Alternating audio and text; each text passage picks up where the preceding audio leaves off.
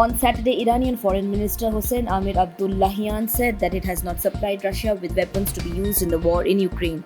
The statement comes as Ukraine and the West have been claiming that Moscow had used Iran-made drones in attacks on Ukraine in recent weeks.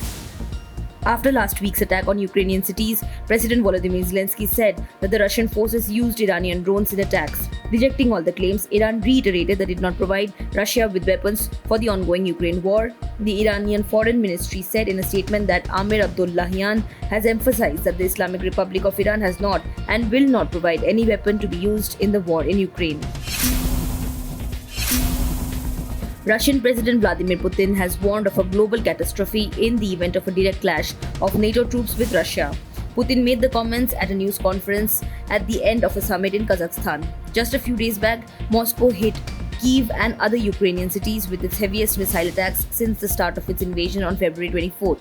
Putin said that the missile strikes were a retaliation for the attack on Crimea Bridge and that there was no need for further attacks right now.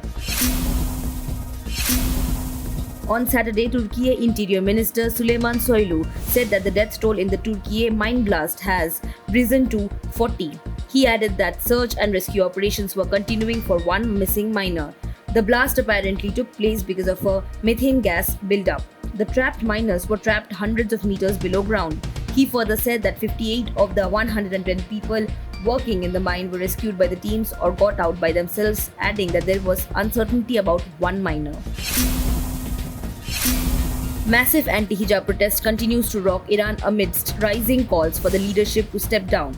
The country's supreme leader, Khamenei, has now issued a warning to the protesters listening. Young women have been on the front line of the protests, shouting anti-government slogans, removing their headscarves and facing off with security forces in the streets.